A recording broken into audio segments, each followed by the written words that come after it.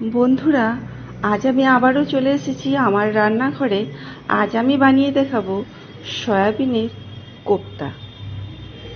প্রথমে সয়াবিনগুলো আমি ভালোভাবে ঠান্ডা জলে ধুয়ে একটু সেদ্ধ করে নেব।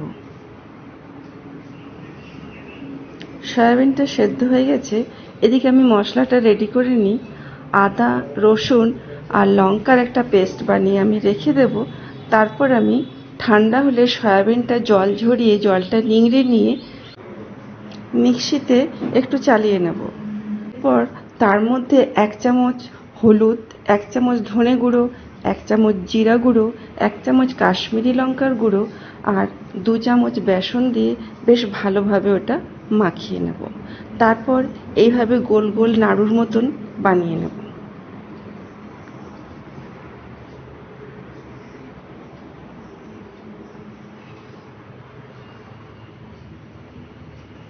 বানানো হয়ে গেছে আমার।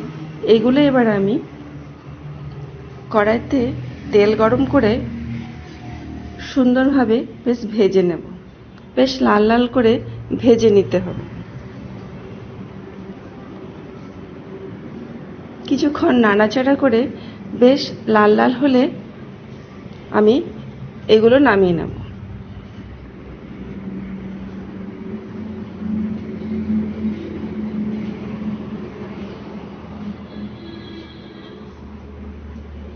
সয়াবিনের সবজি এমনিতে অনেকে খেতে চায় না, তারা এভাবে কিন্তু খেতে পারে।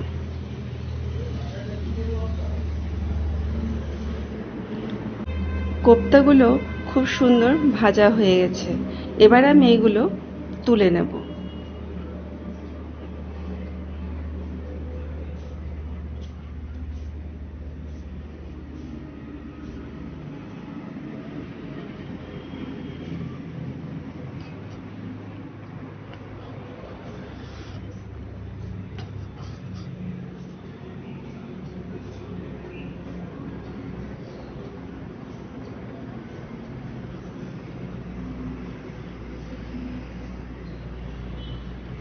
কড়াইয়ে তেল অনেকটা আছে, তেলটা সরিয়ে দিয়ে খুব কম তেলের মধ্যে আমি একটা তেজপাতা আর গোটা গরম মশলা, পেঁয়াজ কুচি করে রেখেছিলাম সেগুলো একটু লাল লাল করে ভেজে নেব।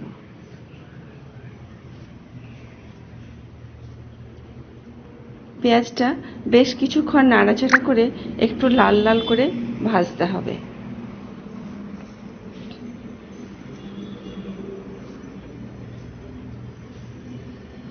তারপর ওর মধ্যে আমি দিয়ে দিলাম আদা, কাঁচা লঙ্কা আর রসুনের পেস্টটা, 1 চামচ হলুদ, ধনে গুঁড়ো, জিরে গুঁড়ো আর 1 চামচ গরম মশলা।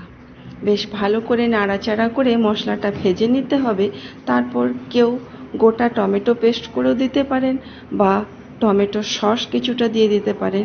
এরপর বেশ নাড়াচাড়া করে ছোট বাটির 1 বাটি জল দিয়ে একটু ফুটে উঠলেই আমি কোপ্তাগুলো দিয়ে ভালোভাবে ফুটিয়ে নামিয়ে নিলেই রেডি হয়ে যাবে আমার সয়াবিনের কোপ্তা। তো বন্ধুরা, কেমন লাগলো জানিও। যদি ভালো লেগে থাকে তো আমার চ্যানেল লাইক শেয়ার করো আর সাবস্ক্রাইব করে রেখো।